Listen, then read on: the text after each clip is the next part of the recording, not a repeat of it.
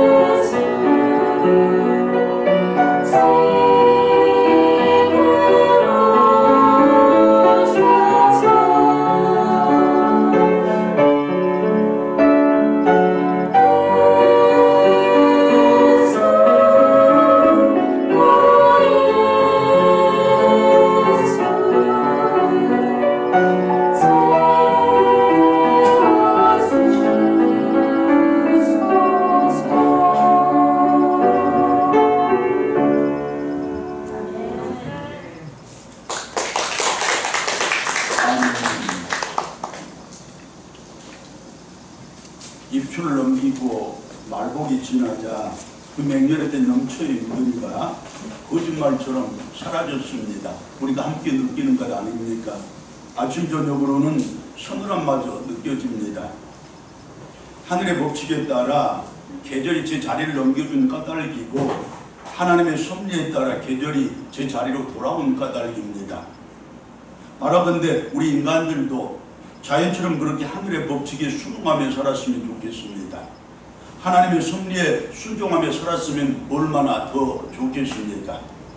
사랑하는 여러분, 이 시간을 통하여 이제 내 생각과 내 마음을 하나님의 뜻에 맞게 변화시켜 하늘에 순응하고 하나님께 순종하며 사는 내가 될 것을 새로운 마음으로 다짐하시고 각오하시는 그 복이 있기를 먼저 축복합니다. 아멘. 먼저 본문에 앞서는 사도행전 9장 43절의 말씀을 제가 다시 한번 봅니다. 베드로가 요빠에 여러 날 있어 시분이라 하는 무두장의 집에서 머무니라. 여기서 이 무두장이라는 사람은 죽은 짐승의 가죽을 취급하고 가공하는 사람들을 일컫는 말인데 당시에 유대인들이 가장 천시하고 가장 기피했던 사람들입니다. 유대인들은 전통적으로 죽은 짐승을 부정하게 여겼습니다. 따라서 만약 누군가가 그 죽은 짐승을 만진다면 그 사람은 곧 부정을 타게 되고 그렇게 그가 만진 모든 것, 심지어는 그가 먹는 음식이나 그가 만난 사람들까지도 전부 부정을 타게 된다고 그렇게 믿었습니다. 그러므로 당시 유대인들은 그 무두장이를 인간으로 취급하지 않았습니다. 무두장이는 짐승의 가죽을 얻기 위해서 늘 죽은 짐승을 만져야 하고 따라서 늘 부정한 것을 만지는 부정한 존재요, 부정한 그의 손에 닿는 모든 것이 부정해질 뿐만 아니라 그와 관계를 맺는 그것 자체가 곧 자신이 부정해짐을 의미했기 때문입니다. 본문 6절의 말씀을 보면 유대인들이 그 무두장이들을 얼마나 천시했고 얼마나 기피했는지를 아주 선명하게 볼 수 있는데 말씀이 이렇습니다. 그는 무두장이 시몬의 집에 유숙하니 그 집은 해변에 있다 하더라. 알다시피 이 시몬은 어부가 아니었습니다. 그럼에도 불구하고 그의 집은 해변에 이치할 수밖에 없었다는 것입니다. 그 이유가 아주 분명합니다. 모든 사람들이 천시하고 기피했으며 결국 그들로부터 철저하게 배척을 당한 시몬이기에 어쩔 수 없이 그들이 살지 않는 애딴 바닷가에서 홀로 살아갈 수밖에 없었다 그 뜻입니다. 자, 사실이 이렇고 말씀의 증거가 역시 이처럼 분명한데 그럼 그와 같은 사실 속에서 그와 같은 상황 속에서 사도 베드로는 왜 무엇 때문에 하필이면 그 무두장의 집을 자기의 거처로 정한 것입니까? 그것도 하루 이틀이 아니고 여러 날 동안이라고 말씀이 분명하게 증언을 합니다. 그 무두장의 집을 거처로 정하기 전에 베드로가 행했던 일을 우리가 다시 한번 상기할 필요가 있습니다. 영어로는 가젤이라고 기억되고 영양 또는 암사슴이라는 자기 이름의 뜻에 걸맞게 그야말로 아름다운 삶을 살았던 요빠의 여제자 다비다가 죽었습니다. 그녀의 아름다운 삶을 기억하는 요빠의 그리스도인들은 그녀의 시신을 깨끗이 씻어서 다락방에다 안치를 했습니다. 그리고 요빠의 인근 도시에서 전도를 하고 있던 루다에 있던 베드로에게 두 사람을 보내어 도와줄 것을 요청합니다. 그들은 베드로의 능력이라면 다비다를 다시 살려낼 수 있을 것이라고 생각했는지도 모릅니다. 아니면 최소한 다비다의 장례식만큼은 그녀의 선행에 걸맞게 성대하게 치러야 된다고 그렇게 생각을 했을 것입니다. 어쨌든 그들의 요청에 따라 지체 없이 요빠로 달려간 베드로였고 도착하자마자 다비다의 시신이 안치되어 있는 다락방으로 올라가 무릎을 꿇고 기도했으며 그 기도의 결과 다비다는 주님의 은총으로 다시 살아났던 것입니다. 할렐루야. 자, 죽었던 사람이 베드로의 기도로 다시 살아났습니다. 맞습니다, 여러분. 다비다가 다시 살아났을 때 그 광경을 곁에서 함께 지켜보고 있었던 요빠의 그리스도인들의 기쁨과 감격이 얼마나 컸겠습니까? 그리고 베드로는 그 즉시 요빠를 떠난 것이 아니었습니다. 그 후로도 여러 날 동안을 그곳에 머물렀다고 또 말씀이 증언을 하는데 그렇다면 여러분 베드로를 자기 집에다가 모시고자 했던 성도들이 얼마나 많았겠습니까? 누구보다도 죽었다가 다시 살아난 그 당사자 다비드는 베드로를 얼마나 자기 집으로 모시고 싶어 했겠습니까? 그녀의 마음은 진실로 간절했을 것입니다. 그러나 놀랍게도 베드로는 그들 중에 그 누구의 집도 아닌 바닷가에 홀로 떨어져 애롭게 살고 있던 시몬이라는 그 무드장의 집을 택해서 그 집에서 여러 날 동안 유숙을 했다는 것입니다. 여러분, 우리 다시 한번 물어봅시다.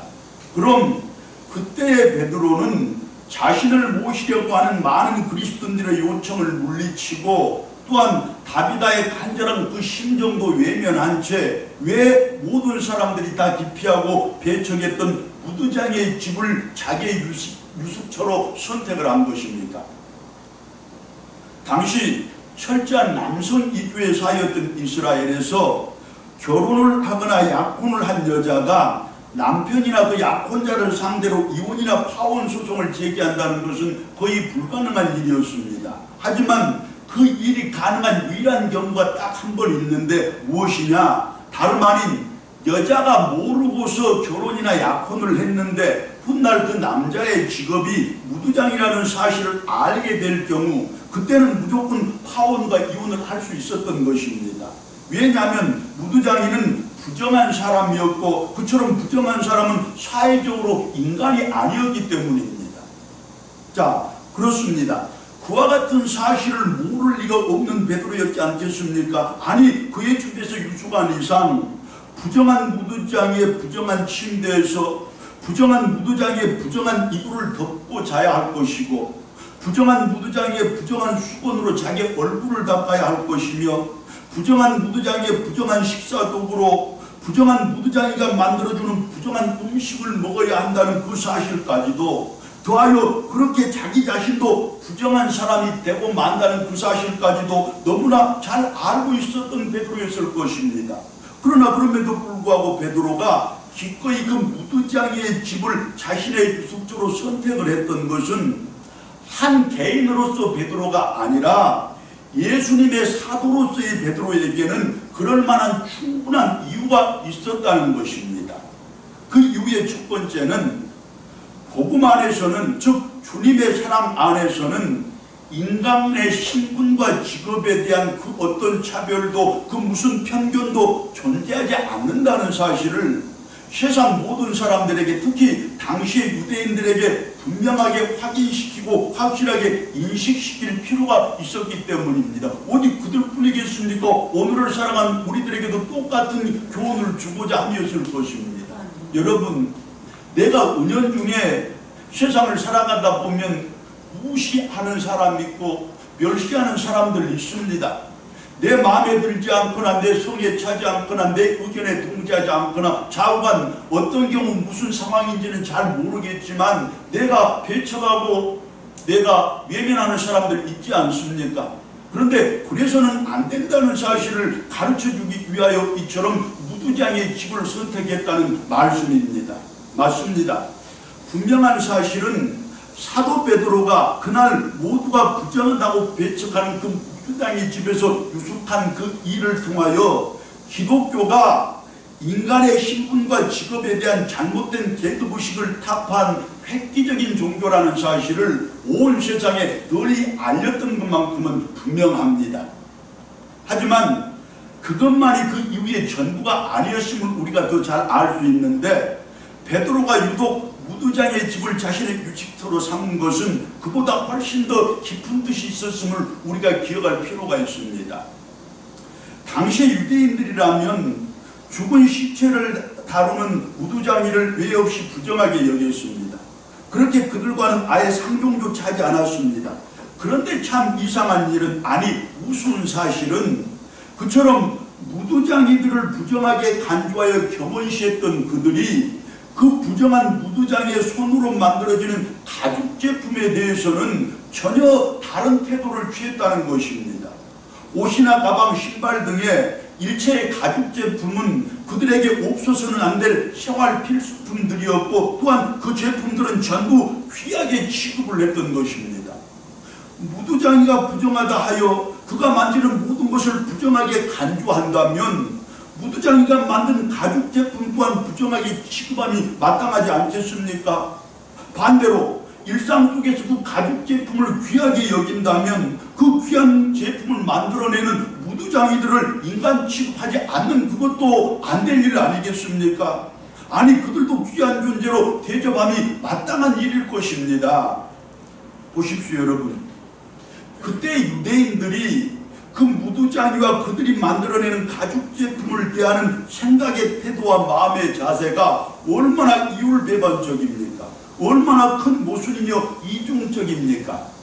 사도 베드로는 자신의 그날의 그 선택을 통해서, 다시 말하면 모든 이들의 요청을 물리치고 특히 다비다의 간절한 바람을 뒤로한 채 유독 무두장이의 집을 자신의 유숙처로 삼은 그 일을 통해서 유대인들의 그 이율배반적인 태도를, 그들의 그 이중성과 모순적인 자세를 사정없이 질타하며 여지없이 책망을 했던 것입니다.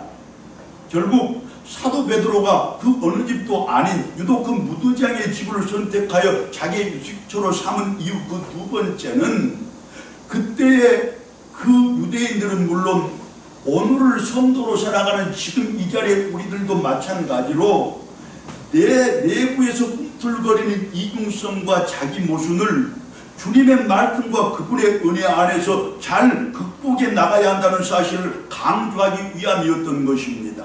다시 말하면 이제껏 품고 있던 내 생각, 지금껏 머물러 있던 내 마음을 주님의 뜻에 맞게 예수 믿는 사람답게 뜯어 고치는 것으로서, 그렇게 누구를 만나고 무슨 일을 할지라도 예수님의 마음과 그분의 관점으로 대하고 보는 것으로서 그 이중성과 그 모순성을 잘 극복해가는 성도들이 되라는 교훈을 주고 있는 것입니다.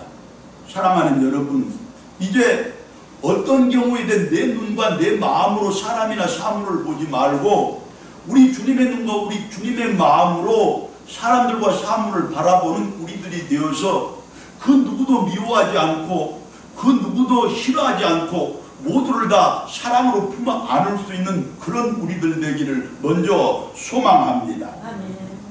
성도 여러분, 이제 말씀을 앞에 두고서 우리는 분명하게 깨닫고 확실하게 인식을 해야 합니다. 무두장이를 부정하게 간주하여 인간 이하로 취급을 하는 것은 유대인들의 그릇된 관념이었을 뿐이지, 예수님 안에서 그분의 마음과 그분의 관점으로 보면 그 무두장이 역시 하나님의 형상으로 지음받은 그분의 피조물이고 하나님의 피조세계를 위해서 땀 흘리는 그분의 일꾼이자 백성이며, 따라서 우리가 마땅히 사랑해야 할 형제요 이웃이었던 것 아니겠습니까? 이에 그 사실을 먼저 깨닫고 인식한 베드로는 지금까지의 무두장에 대한 자기 생각과 마음을 과감하게 고쳐 먹었습니다. 그 까닭에 거리낌 없이 그리고 기꺼이 그 무두장의 집에서 유숙을 할 수 있었던 것입니다. 이제 우리가 예수를 믿는다는 것은, 더하여 잘 믿는다는 것은 무엇인지를 확실하게 알 수가 있는데, 예수 믿는다는 것은, 더 잘 믿는다는 것은 예수님을 믿는 성도답게, 즉 하나님의 자녀답고 그 나라의 백성답게 내 생각과 마음을 고쳐 먹는 것입니다. 여러분, 그러니까 내 생각과 마음을 고쳐 먹는 그것이 바로 믿음이고, 그것이 바로 예수를 잘 믿는 방법이라는 가르침 아니겠습니까?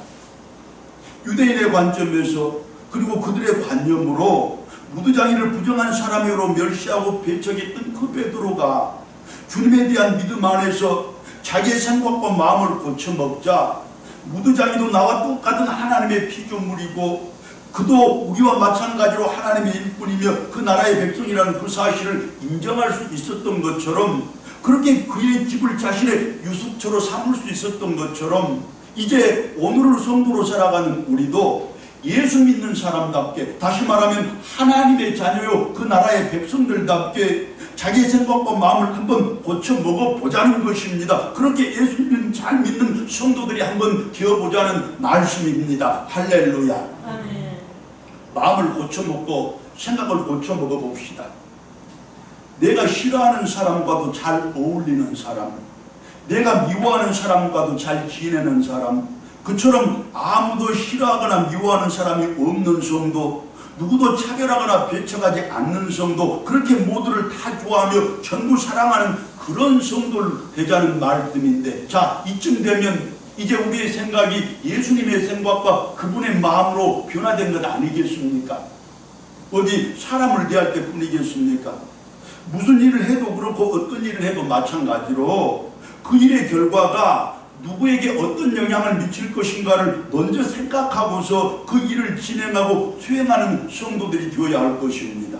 다른 말로 그 일이 나에게 아무리 억만금을 가져다 주는 일이라고 할지라도, 그러나 그 일로 인해서 누군가가 손해를 보고 누군가가 아픔을 당하면, 우리 사는 이 시대와 사회가 조금이라도 더 어두워진다면 그 일은 결코 하지 않는 성도들 되자는 말씀이고, 반면에 아무도 하려고 하지 않는 일이지만, 모두가 다 꺼리는 일이지만, 그러나 우리 자식들의 더 밝은 미래를 보장하는 일이라면, 우리 사는 이 세상을 더 아름답게 만드는 일이라고 판단이 되면 그 일은 기필코 해내고야 많은 우리 성도들 되어야 할 것이라는 뜻입니다. 그 일이 무슨 일이고 어떤 일들인지는 우리가 이미 다 잘 알고 있습니다.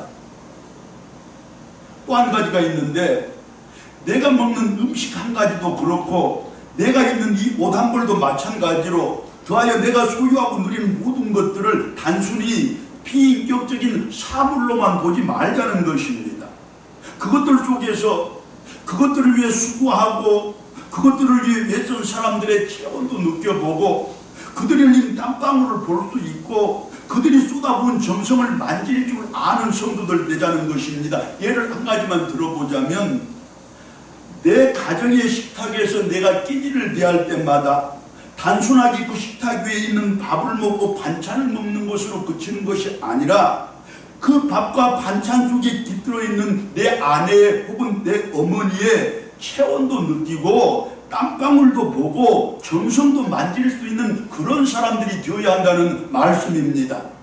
또한 학교에서 공부를 하고 집에서 편히 쉬고 취미생활을 하고 기호식품을 먹는 등의 내가 누리는 모든 것들 속에는 내 남편과 내 아내의 혹은 우리 아버지와 우리 부모님의 수고의 땀방울과 인내의 탄식 소리를 보고 듣고 느낄 수 있는 그런 성도들 되어야 한다는 말씀입니다. 그리고 그것이 바로 예수님을 믿는 성도답게, 즉 하나님의 자녀답고 그 나라의 백성답게 내 생각과 마음을 고쳐먹는 것이고, 그것이 바로 예수 잘 믿는 것이라는 가르침입니다.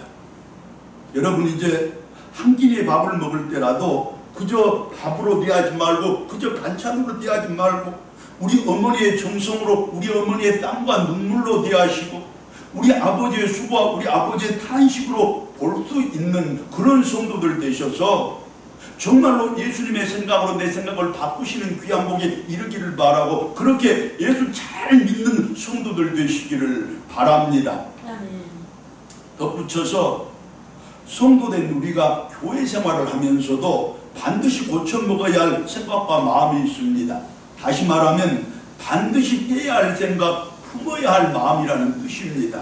여러분, 우리가 주일마다 드리는 이 예배를 위해서, 그리고 주일 저녁과 수요일과 또 새벽마다 드리는 그 예배 등을 위해서 누가 무슨 일로 얼마나 어떻게 수고를 하고 기도를 하는지 혹시 알고 계십니까? 아니, 그것에 관해 생각이라도 한 번쯤 해보셨습니까? 지금껏 아무 생각 없이 그저 때 맞춰서 교회에 나와 목사가 진행하는 대로 따라서 예배드리고 예배 끝나면 집에 돌아가기가 바쁜 그런 교회 생활을 하셨다면 이제부터는 생각과 마음을 한번 바꿔보시기 바랍니다. 새로운 생각과 마음으로 예배도 드리고 성도의 교제도 하며 그렇게 신앙의 새 출발을 하는 우리들 한번 돼보자는 뜻입니다. 우리 성도들 가운데는 1년 12달 하루도 빠짐없이 새벽마다 교회에 나와서 교회와 온 성도들 위해서 먼저 기도드리고 날마다 예배당의 안팎을 세세히 살피시는 분도 계십니다. 어떻게 하면 더 아름다운 찬양으로 하나님께 영광 돌릴까? 한 주간 내내 노심초사하며 곡을 고르고 찬양자를 독려하며 또한 반주를 연습하는 그런 분들도 있습니다. 목이 쉬도록 찬양 부르고 예배의 뜨거움을 돕는 분들도 계시고, 주일마다 또 때마다 차량을 운행하는 것으로 그야말로 천사가 되어서 성도들의 발이 되어주는 그런 분들도 계시고, 금요일이면 혹은 토요일이면 땀을 뻘뻘 흘려가면서 예배당 청소를 하는 분들도 계시고, 안내와 성당 관리, 봉헌과 애물 관리, 각종 비품과 시설 관리, 그리고 지금은 코로나로 중단되고 있지만 식당에서 수고를 아끼지 않고 교회의 온갖 굳은 일들을 도맡아 하여 수고하는 우리 여전도 회원들, 더하여 힘들고 어려운 일들은 앞장서서 해결해내는 우리 남선교 회원들, 어디 그뿐입니까? 보이는 곳에서 보이지 않는 곳에서 헌신하고 봉사하는 또 다른 여러 손길들, 무엇보다도 어린 영혼들에게 생명의 양식을 먹이느라 수고하는 우리 전도사님까지 그야말로 수많은 분들의 수고와 기도가 합해져서 우리 예배가 이루어지고 또 드려지는 것입니다. 이제 그 수고들을 늘 생각하면서 그 기도를 항상 내 마음에 품고서 그 수고들이 우리 교회의 부흥이라는 참으로 아름다운 꽃을 피울 수 있도록 그 기도들이 우리 교우들의 신앙의 성숙이라는 진정으로 알찬 열매로 연결어갈 수 있도록 그 수고와 기도에 함께 동참하는 우리 들꽃의 모든 가족들이 되어야 하지 않겠습니까? 또한 그것이 바로 예수 믿는 성도답게, 즉 하나님의 자녀답고 그 나라의 백성답게 자기의 생각과 마음을 고쳐놓는 것이고, 그것이 바로 예수님을 잘 믿는다는 증표가 되지 않겠습니까? 여러분, 이제 이 예배가 어떻게 드려지는지 다시 한번 생각하시고, 내도 기도와 헌신으로 동참하는 우리 모든 성도들 되기를 바라고, 그렇게 내 생각 고쳐먹고 마음 고쳐먹어 힘껏 동참하는 그것이 바로 믿음이요, 그것이 바로 예수 잘 믿는다는 증표라는 사실을 이 시간에 마음 깊이 새기시기를 바랍니다. 본문 말씀은 한 경건한 군인이고 로마 사람으로서 이방인인 고넬료라 하는 인물에 대한 기사입니다. 그런데 이 기사가 왜 중요하냐? 본문의 기사가 이방인에 관한 기사로서 사도행전 전체적인 구조상에 매우 특별한 의미를 갖고 있기 때문인데, 이 본문의 기사야말로 로마 사람이 회개해서 처음으로 그리스도인이 되는 장면이기 때문입니다. 그리고 이 고넬료는 이방 사람으로서 최초로 세례를 받은 사람이기 때문입니다. 여러분, 이제 이것쯤은 기억해 두실 필요가 있지 않겠습니까? 이방 사람으로서 최초로 세례를 받은 사람이 누구라고요? 고넬료입니다. 자, 그렇습니다. 예루살렘에만 머물러 있던 그 복음이 스데반 집사의 순교를 계기로 삼아 예루살렘을 넘어서서 온 유대 땅으로 퍼졌고, 빌립 집사에 의해서 사마리아 전도가 이루어졌으며, 이제 본문 속의 베드로를 통하여 드디어 이방 선교의 첫 결실을 맺게 됩니다. 부활의 주님께서 성천하시기 전에 제자들에게 마지막 명령하셨던 그대로 복음은 그 친분을 멈추지 않고 계속을 해가는데, 이처럼 예루살렘을 넘어서고 온 유대 지역을 휩쓸었으며 사마리아를 관통해서 드디어 땅끝을 향하는 그 첫 발걸음을 내딛는데, 그 일을 위해서 하나님께 선택을 받은 사람이 다름 아닌 고넬료였다는 말씀입니다. 먼저 본문 1절의 말씀입니다. 가이사라에 고넬료라는 사람이 있으니 이달리아 부대라 하는 군대의 백부장이라. 가이사라라는 이 도시는 당시에 헤롯 대왕이 예루살렘 서북쪽 약 100km 지점의 이안에다가 세운 대규모 신설 도시인데, 헤롯 대왕은 그 도시에 자신을 유대인의 왕으로 세워준 로마 황제의 칭호를 붙여 가이사라라는 이름을 붙였습니다. 로마 황제 이름이 카이사르 아닙니까? 그걸 우리말로 바꾸고 보니 가이사라가 된 것입니다. 이후로 그 가이사라는 그 지역의 행정중심의 도시가 되었고, 유대 총독의 관저와 집무실이 있었고, 로마인들이 많이 살았습니다. 다른 말로 하면 이 가이사라는 이스라엘 땅 안에 있는 로마인들을 위한 로마의 도시였다, 그런 뜻입니다. 그리고 그 가이사라에 고넬료라는 이 사람이 살고 있었는데, 그는 특별히 로마인들로만 편성된 이달리아 부대의 백부장이었습니다. 이달리아, 이 말은 지금 말로 하면 이탈리아입니다. 자, 당시 로마 제국은 식민지에서 일어나기 쉬운 폭동이나 소요에 대비하기 위해서 식민지 사람들은 쏙 빼고 로마인들로만 구성된 군대를 배치했는데 가이사라에 주둔하고 있던 그 이탈리아 부대의 백부장인 고넬료 역시 로마인 아니었겠습니까? 이스라엘 사람들의 입장에서 보면 이방인이었을 것입니다. 자, 결국은 하나님께서는 복음을 로마로 전진시키기 위한 전초기지로서 이스라엘 안에 있는 도시 중에 가장 로마다운 도시를 선택을 했고, 또한 이방인 중에서도 정통 로마 사람을 선택했다, 그 말씀입니다. 그렇습니다, 여러분. 하나님께서는 당신의 구원사역을 이루어 가실 때 사람들의 생각이나 경험과는 상관없이 세상의 상황과 조건과도 무관하게 오로지 당신의 뜻과 계획 가운데서 이루어 가시되 가장 효과적인 방법으로 이루어 가시는 분이십니다. 그 사실을 오늘 1절의 말씀이 우리에게 보여주고 있습니다. 자, 여러분, 여기서 우리들은 반드시 한 가지를 기억하고 넘어가야 합니다. 무엇이냐? 우리 들꽃교회는 우리 성도들 각자의 형편과 처지를 가장 효과적으로 해결해주는 하나님의 도구로 돼, 다시 말하면 여러분들에게 필요한 복이 있고 여러분들에게 필요한 은혜가 있으면 이 교회를 통로 삼아 여러분들에게 베풀어 주실 것이로되, 그러나 우리들의 형편과 처지는 무관하게 하나님께서는 친히 우리 교회를 부흥시켜 나갈 것이라는 사실입니다. 그런데 한 가지, 그 부흥을 위한 여건들로서 지금 여기에 우리들을 하나님께서 친히 선택하셔서 우리 들꽃교회의 교인이 되게 하셨고 우리 들꽃교회를 섬기게 하셨다는 것입니다.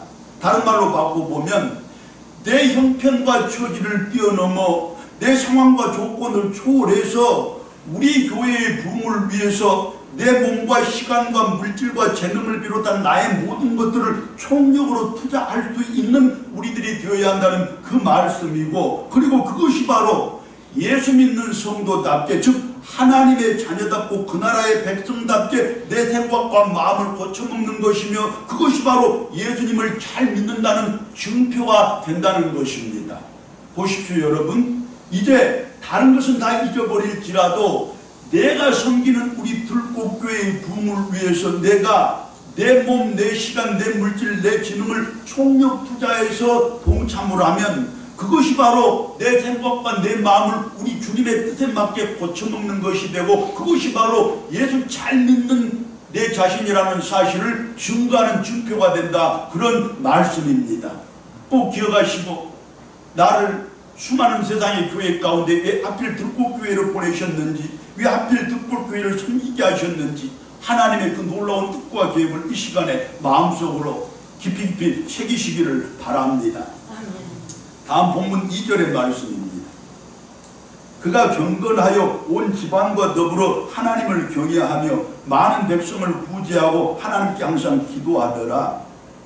하나님께서 땅끝의 선교, 즉 로마 선교의 미랄로 삼은 사람이 고넬료였는데 그는 한마디로 경건한 사람이었다는 것입니다. 다른 말로 하면 지금 이 자리에 우리들이 경건한 사람들 되라는 하나님의 음성 아니겠습니까? 여기서 경건하다라는 이 말은 잘 들어보십시오. 유세베스라는 헬라어로 기록된 말인데, 이 말은 무엇을 잘한다라는 의미의 부사 무자와 경배한다, 섬긴다, 공경한다라는 뜻의 동사 세보가 합쳐진 합성어입니다. 그래서 유세베스, 경건이 된 것입니다. 즉 경건하다는 것이 무엇이냐? 원뜻 그대로 살펴보면 하나님을 잘 경배하고 하나님을 잘 섬기고 하나님을 잘 공경하는 것이라는 뜻입니다. 우리말로 바꿔보면 하나님께서 지금 나의 삶 속에서 현존하셔서, 현존이라는 말은 무슨 뜻이냐? 살아계셔서 지금 내 삶 속에서 나와 함께 계셔 주신다는 뜻입니다. 그렇게 내 삶 속에서 현존하셔서 나의 일거수일투족은 물론이고 나의 호흡 한 번과 심장의 박동 하나까지도 전부 살피시고 계신다는 그 사실을 믿는 가운데서 하나님의 뜻에 합당한 삶을 살기에 온 힘을 다하는 그것이 바로 경건이라는 말씀입니다. 여러분, 다시 한번 설명을 합니다. 하나님이 내 삶 속에서 지금 나와 함께 하십니다. 그 하나님이 내가 무엇을 하는지, 어떤 말을 하는지, 무슨 생각을 하는지 전부 보고 계십니다. 보고 계신다는 그 사실을 알기 때문에 나는 함부로 말도 하지 못하고 다른 헛생각도 하지 못하며 함부로 행동을 하지 않습니다. 자, 그래서 내가 내 말과 내 생각과 내 행동이 하나님의 마음에 합당하게 변해갑니다. 그것이 바로 경건이라는 뜻입니다. 할렐루야. 여러분, 하나님은 누구나 당신의 백성으로 당신의 일꾼을 택하시고 부르시는 그런 분이시지만, 그러나 우리가 배웠다시피 아무나 택하시고 아무나 부르시는 분은 아니십니다. 누구를 택하시고 누구를 부르시느냐? 경건한 사람들을 먼저 택하시고 경건한 사람들을 즐겨 부르십니다. 이제 그것을 알고서 우리들이 마음의 다짐을 새롭게 해야 할 것인데, 하나님께 예배드리는 것을, 그분께 기도드리는 것을, 그분을 찬양하는 것을 내 삶의 최우선으로 삼고 주님의 교회를 섬기고 그분의 복음을 전하고 그분을 닮고 본받는 것을 가장 큰 기쁨과 자랑으로 삼는 우리들이 되어야 할 것입니다. 그것이 경건이기 때문입니다. 또 지금 자기가 있는 이 자리를 자랑스럽게 여기고 지금 자기가 하고 있는 그 일에 최선을 다하고 지금 자기와 같이 있는 그 사람을 진정으로 사랑해야 할 것입니다. 왜? 그것이 경건이기 때문입니다. 한 가지 덧붙이자면, 자기 혀에 재갈을 물리고 자기 마음 숨기지 말고 자기를 지켜 세속에 물들이지 말고 그렇게 가난하고 연약한 사람들을 돌보는 일을 내 몸을 돌보는 일처럼 최선을 다해 행하는 그런 성도들도 되어야 할 것입니다. 그것 또한 경건이기 때문입니다. 그리고 지금 살펴본 이 경건들이야말로 나의 삶 속에서 지금 같이 계셔 주셔서 나를 지켜보고 계시는 하나님을 가장 기쁘시게 해드리는 일이며, 또한 그것이 바로 예수 믿는 성도답게, 즉 하나님의 자녀답고 그 나라의 백성답게 내 생각과 마음을 고쳐먹는 것이고, 그것이 바로 예수님 잘 믿는다는 사실의 증표이기 때문입니다. 사랑하는 여러분, 이제 경건이 무엇인지를 살펴보았으니 경건하게 살아가 하나님께 기쁨 드리는 우리들 되기를 원하고, 그것을 통해서 내 생각과 마음을 고쳐먹었다는 그 사실을 입증하시기를 바라고, 그것을 통해서 내가 예수님 잘 믿는 사람이라는 그 사실을 하나님 앞에서, 우리 교회 앞에서, 내 양심 앞에서 분명하게 증거해내는 귀한 복에 이루시기를 축복합니다. 사랑하는 성도 여러분, 우리는 하나님께서 택하시고 부르신 그분의 백성들이며 믿음의 사람들입니다. 날마다 더 잘 믿는 성도로 새로워지고 성숙해 가는 우리들이 되어야 하지 않겠습니까? 예수님을 믿는 성도답게, 즉 하나님의 자녀답고 그 나라의 백성답게 내 생각과 마음을 고쳐 먹어야 한다는 것입니다. 이제 고쳐 먹고서 경건함으로, 즉 하나님의 뜻에 합당한 삶을 살아가는 것으로서 언제나 내 삶 속에서 같이 계셔 주셔서 나를 살피시는 그 하나님께 기쁨을 드리는 여러분들 되시기를 바라고, 하나님께 기쁨 드렸으니 우리 자체가 하나님의 기쁨 되고 이제 하나님이 우리의 기쁨 되는 귀한 복도 있기를 바랍니다. 하나님이 날마다, 아니 우리의 평생의 모든 날들을 기쁜 날들로 채워주는 그 복도 더하시기를 간절한 마음으로 축원합니다. 기도드리겠습니다.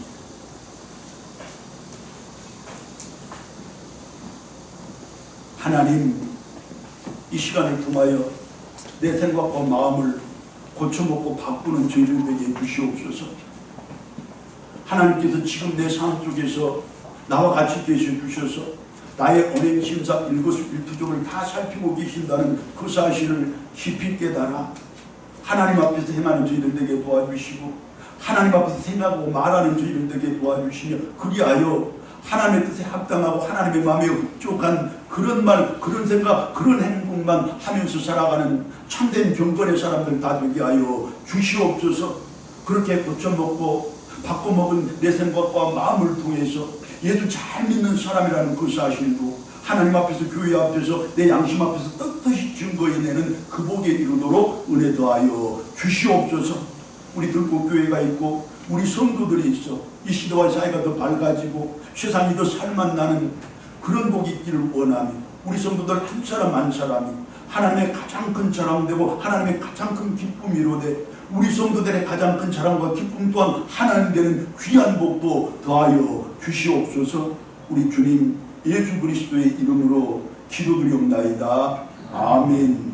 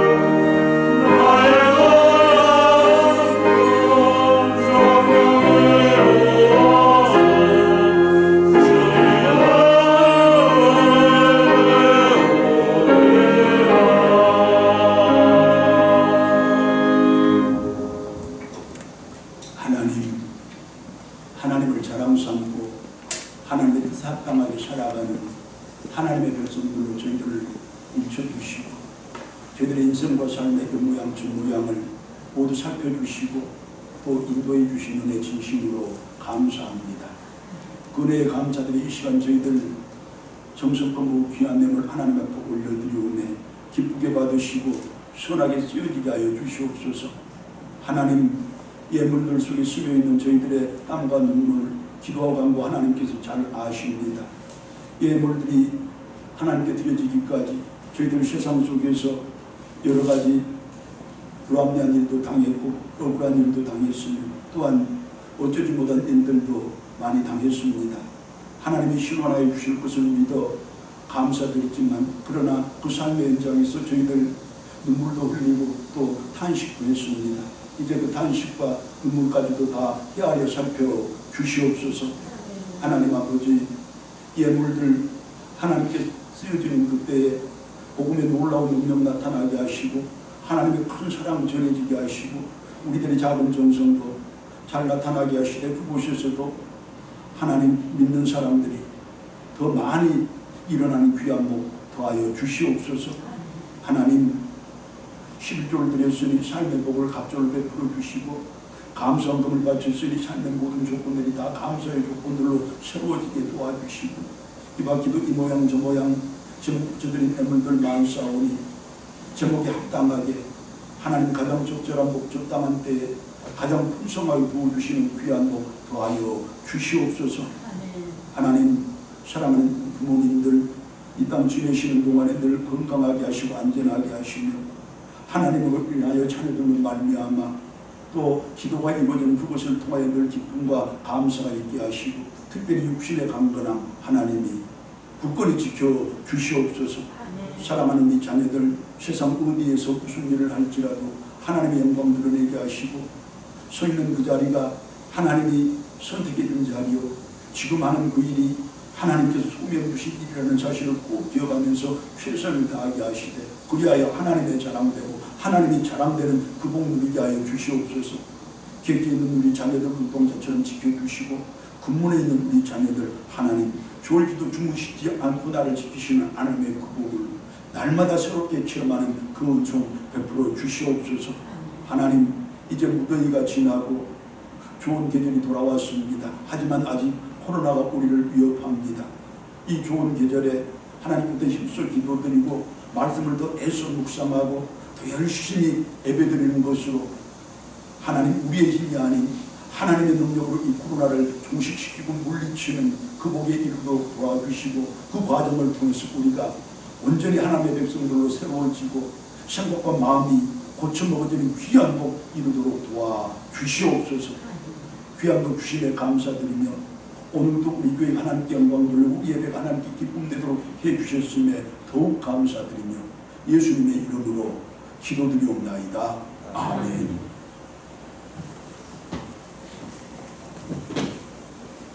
사랑합니다. 감사합니다. 여러분들의 기도 덕분에 휴가 잘 마치고 돌아왔습니다. 이제 더 열심히 더 정성껏 교회에 섬기도록 그렇게 하겠습니다. 자, 주보 한번 살피시면